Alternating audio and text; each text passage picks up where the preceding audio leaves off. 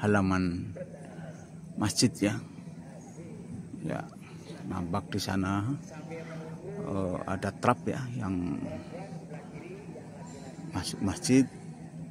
Kemudian di sisi kiri dan kanannya ini kita lihat, iya, ini adalah tempat untuk berwudu ya. Oke.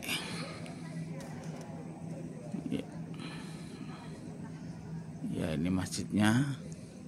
Di sebelah kiri juga ada area untuk wudu ya. Oke, banyak sekali titik untuk ambil air wudu.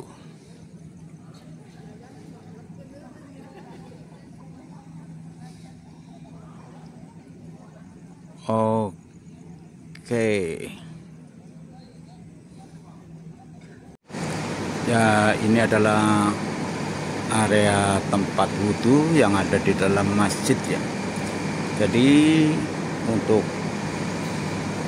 tempat wudu ini ada di luar masjid dan ada di dalam masjid dengan jumlah yang sangat cukup ya. Dengan jumlah yang sangat cukup. Jadi masing-masing blok ini ada 20 keran ya. Ini ada cukup banyak bloknya. Ada 1, 2, 3, 4, 5, 6, 7, 8, 9, 10, 11, 12 blok. 12 kali 20 berarti bisa menampung sekitar di 240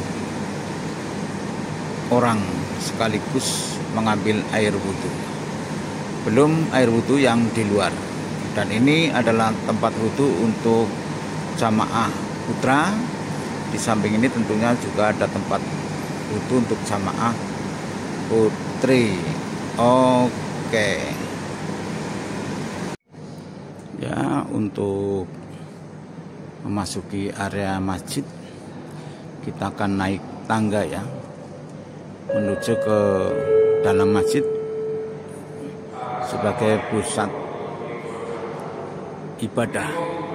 Nah, kita kali ini akan menjalankan ibadah sholat subuh ya di Masjid Al-Jabar, Bandung. Oke, kita naik.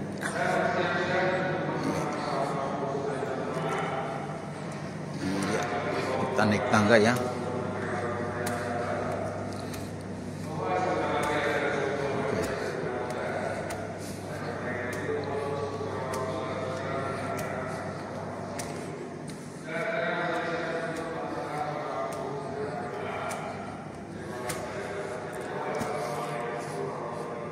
Ya, masih naik lagi.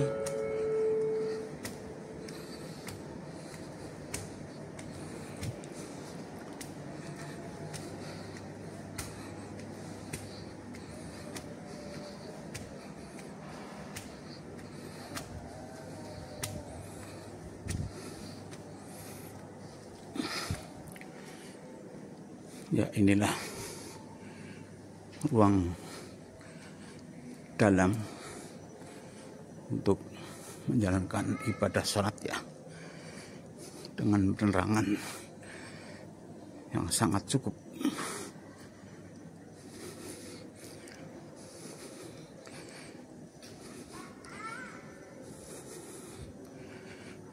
Ruangan ini berkarpet yang sangat empuk ya.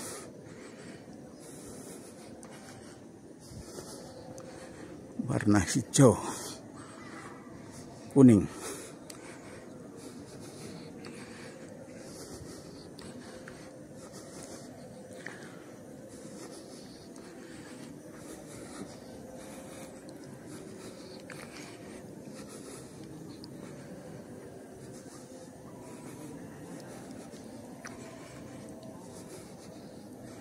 Jamaah putri juga sudah pada hadir ya.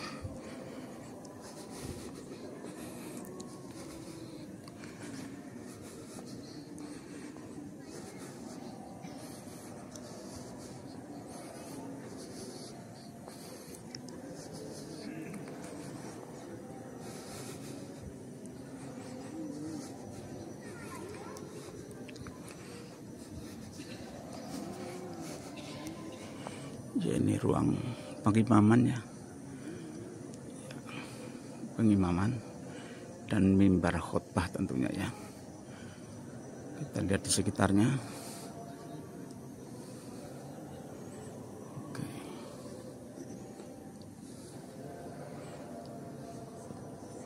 Ya, jamaah putri juga sudah mulai berdatangan, siap menjalankan ibadah sholat subuh. Oke.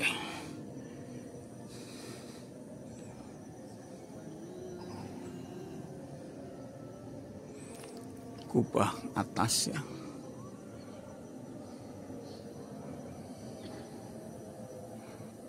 Dengan pusat bertuliskan Allah.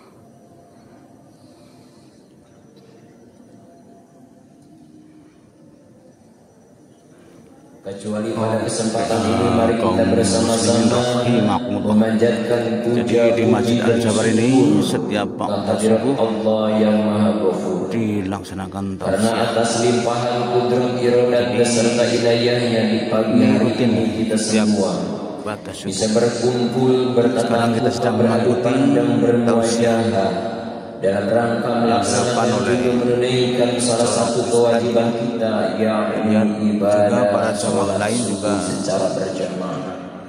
Oleh karena itulah mudah-mudahan kita semua hadirnya di tempat ini, di masjid yang kita cintai ini, senantiasa mengundang rahmat dan maghfirah dari Allah Subhanahu wa Ta'ala. Juga sholawat beserta salam kita curah limpahkan kepada pahlawan revolusi Islam, penegak keadilan, pendobrak kebatilan, yakni Shadiqul Masduq Akmalul Mawjudat Abar Rahmah wa Abar Lil Mu'minin wa Sayyidul Mursalin wa Khataman Nabiyyin Habibana wa Nabiyana wa Maulana Muhammad sallallahu alaihi wa alihi wasallam.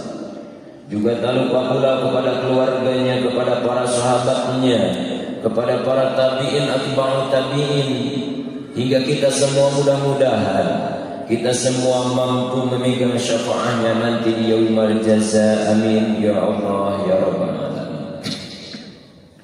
Hadirin jamaah salat subuh Masjid Al-Jabar rahimakumullah. Alhamdulillah wa syukru ala nikmatillah, bahwasanya pada kesempatan ini kita semua sudah berada di tanggal 22 bulan Rajab. Sebagaimana kita tahu bahwa bulan Rajab adalah bulan yang mana Allah Subhanahu wa Ta'ala memuliakan. Kenapa Allah Subhanahu wa Ta'ala memuliakan? Yang pertama, Allah Subhanahu wa Ta'ala melarang adanya peperangan di bulan Ashhurul Hurum. Bulan yang mana Allah Subhanahu wa Ta'ala muliakan dengan cara Allah melarang adanya peperangan di bulan Rajab ini. Bahkan bukan hanya di bulan Rajab, minha arba'atul hurum itu di antaranya ada Dzulqa'dah, Dzulhijjah, Muharram dan bulan Rajab. Lalu yang kedua, Allah Subhanahu wa Ta'ala memuliakan kepada bulan Rajab ini bukan hanya dilarang peperangan bermusuhan, tetapi baginda anak Rasulullah sallallahu alaihi wasallam diundang oleh Allah Subhanahu wa Ta'ala melalui perjalanan Isra wal Mi'raj. Itu terjadi di bulan Rajab. Hadirin jamaah rahimakumullah. Tetapi sebelum perjalanan Isra dan Mi'raj baginda Rasulullah sallallahu alaihi wasallam, pada saat itu Allah memuji kepada Nabi Muhammad Dengan cara apa ujiannya pada saat itu? Fisanatilah asyirata minan nubuwah tuwfiyat sayyidatu Khadijah al-Kubra. Pada tahunan ke-10 daripada kenabian, artinya pada umur 50 tahun, Nabi besar Muhammad SAW ditinggal oleh istri yang tercintanya, yakni Siti Khadijah. Ditinggal kemana? Ditinggal yang namanya kematian. Sehingga pada saat itu wahazina Rasulullah SAW, Nabi besar Muhammad pada waktu itu sangat sedih sekali, terpukul dengan meninggalnya istri tercinta. Kenapa? Karena Siti Khadijah merupakan orang yang sangat dicintai oleh Rasul. Lalu yang kedua, Siti Khadijah begitu berperan aktif ya dalam rangka menyebarkan agama Allah Subhanahu wa taala melalui harta bendanya. Hadirin jamaah rahimakumullah. Binabi Salim kira-kira jarak 1 bulan tuwfiya ammuhu Abu Thalib. Jarak 1 bulan dari meninggalnya istri tercinta, ternyata pamannya Abu Thalib meninggal juga pada saat itu. Sehingga Rasulullah SAW mengatakan wasamma dari kal'am amal huzni. Rasul pada waktu itu memberikan nama tahun tersebut adalah tahun keprihatinan, tahun kesedihan. Kenapa? Ditinggal oleh orang yang dicintai oleh Rasulullah SAW. Walaupun gambaran Abu Thalib itu tak pernah iman kepada Allah, tak pernah iman kepada baginda Rasulullah SAW, tetapi Abu Thalib itu orang yang sangat mencintai kepada Rasulullah. Jikalau ada orang yang mau apa jahat kepada Rasul, maka harus berhadapan dulu dengan Abu Thalib. Sehingga pada saat itu hilang 2 tangan kanannya Nabi Muhammad SAW. Hadirin jamaah sholat subuh Masjid Al-Jabar rahimakumullah. Ternyata di balik itu Allah Subhanahu wa taala fi sanatil hadiyata asrata akramahu Allah bil Isra wal Mi'raj. Pada tahunan ke-11 daripada kenabian atau tahun 51 Kanjeng Nabi Muhammad SAW ternyata akramahu bil Isra wal Mi'raj. Kanjeng Nabi yaitu dimuliakan. Kanjeng Nabi diangkat oleh Allah Subhanahu wa taala, diundang oleh Allah Subhanahu wa taala dengan cara Isra wal Mi'raj. Mana dalilnya? Kita tahu sudah tak berada di surah Al-Isra ayat pertama, Subhanalladzi asra bi'abdihi lailan minal masjidil haram. Subhana, kalau dilihat dalam kitab tafsir Ruhul Bayan, itu bermakna ta'ajub. Apa itu makna ta'ajub? Sesuatu yang sangat luar biasa, sesuatu yang keren, sesuatu yang wow, sesuatu yang mengagetkan. Kenapa mengagetkan? Karena Allah Subhanahu wa taala mau menginformasikan ada sebuah perjalanan yang sangat luar biasa, perjalanan yang tidak bisa disepakati oleh pikiran atau nalar kita semua. Perjalanan apa? Tentunya kata Allah Subhanahu wa taala, Subhanalladzi asra bi'abdihi. Bahasanya itu asra, tidak saro. Kalau saro itu pasif, kalau asra itu aktif. Ada fi'il, fa'il, maf'ul. Kalau dalam bahasa Indonesia ada SPOK, subjek, subjek, predikat, objek. Siapa yang berperan aktif pada waktu itu perjalanan Nabi Muhammad SAW? Allah Subhanahu wa Ta'ala. Kenapa? Karena kalau toh Nabi Muhammad SAW pada saat itu berjalan sendiri atau menggunakan kalimat sarok, itu tidak akan mungkin terjadi.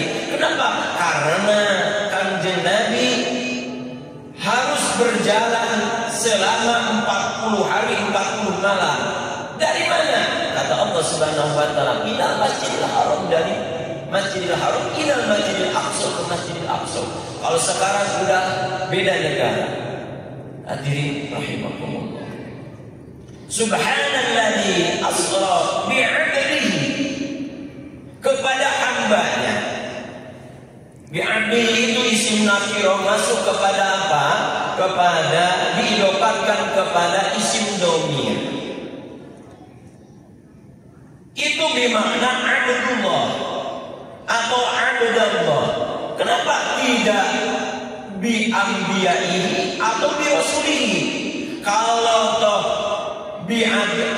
toh gambaran bahasanya bi nabihi atau bi rasulihi, itu sebuah gelar. Tetapi Allah menggunakan kata bi'abdihi itu hamba Allah yang ahli ibadah. Jikalau kita semua ingin bertemu dengan Allah Subhanahu wa Ta'ala seperti Nabi Muhammad SAW bertemu dengan Allah Subhanahu wa Ta'ala, harus menjadi abdihi, orang yang ahli ibadah. Tatkala kita semua ingin bertemu dengan Allah nanti di yaumul qiyamah, senantiasa harus menjadi abdi, hamba Allah yang senantiasa ahli ibadah. Hadirin rahimakumullah. Lalu selanjutnya bi'abdihi lailan. Lailan itu pada waktu malam. Hadirin jamaah rahimakumullah. Kenapa tidak menggunakan naharon? Kalimatnya kalau naharon itu siang. Perjalanan Nabi Muhammad SAW, ya, Isra wa Mi'raj itu pada waktu malam. Karena pada waktu malam itu ternyata baginda Rasulullah SAW adalah perjalanan yang sangat sunyi pada waktu itu. Kenapa? Karena ketika orang-orang lagi tidur, orang Arab pada saat itu lagi tidur, sehingga menimbulkan beberapa masalah. Apa masalahnya? Ketika Rasulullah membicarakan Isra wa Mi'raj dengan perjalanan yang sangat singkat, ternyata banyak orang yang tidak sepakat dengan perjalanan itu. Salah satunya ada Abu Jahal, Abu Lahab. Dia tidak percaya adanya perjalanan Isra wa Mi'raj itu. Kenapa? Karena di luar kebiasaan. Hadirin rahimakumullah. Lalu selanjutnya, subhanalladzi asra bi'abdihi lailan minal masjidil haram ila masjidil aqsa. Perjalanan Nabi Muhammad SAW pada waktu malam dari Masjidil Haram ila Masjidil Aqsa. Kenapa enggak ke masjid yang lain? Dalam kitab Ruhul Bayan dijelaskan ternyata satu-satunya setelah Masjidil Haram itu ada yang namanya Masjidil Aqsa. Jikalau gambaran Masjid Al-Jabar sudah ada pada waktu itu, mungkin bahasa atau redaksinya dalam Al-Quran bukan minal Masjidil Haram ilal Masjidil Aqsa, tetapi minal Masjidil Haram ilal Masjid Al-Jabar. Karena pada waktu itu hanya satu-satunya adalah setelah Masjidil Haram ada Masjidil Aqsa.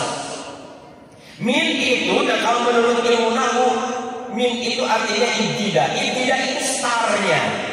Startnya dari mana? Minal Masjidil Haram ilal Masjidil Aqsa. Ila ini intihak menurut ilmu nahwu. Intihak itu apa sih? Finishnya. Finishnya di mana? Di Masjidil Aqsa.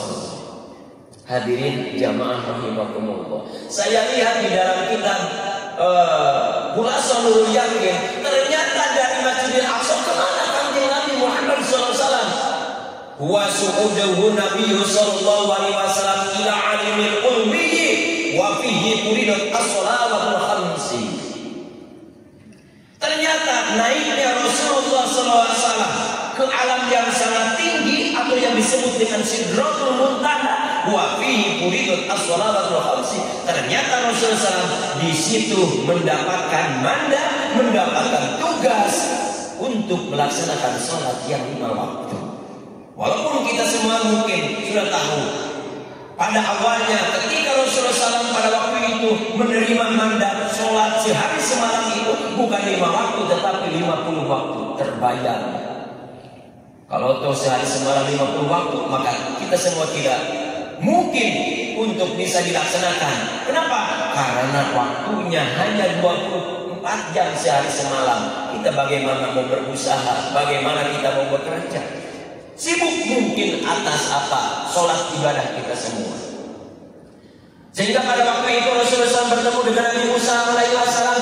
Ya Rasul, umatmu tidak akan mampu untuk apa melaksanakan sholat 50 waktu sehari semalam. Maka engkau minta dikurangi. Ternyata Nabi Muhammad SAW pergi lagi kepada Allah Subhanahu wa Ta'ala, kembali lagi kepada Allah Subhanahu wa Ta'ala untuk minta dikurangi. Ternyata Rasulullah SAW dikurangi 5 kali, sehingga pada waktu itu Rasulullah SAW kembali atau minta permintaannya itu sampai 9 kali. Akhirnya 5 kali sehari semalam itu. Jadi caranya Nabi Musa komen lagi pada waktu itu, engkau Muhammad umatmu tidak akan mampu untuk melaksanakan apa? Sholat yang 5 waktu. Kenapa? Karena umatmu tidak akan mampu. Kok kecil umat kamu? Hadirin rahimakumullah. Kalau kita lihat mungkin ya di antara umat Islam itu hanya namanya saja dia mengakui seorang Islam tetapi perilakunya tidak seorang Islam. Dia mengakui KTP Islam tetapi dia tak mampu untuk melaksanakan kaum muslimin.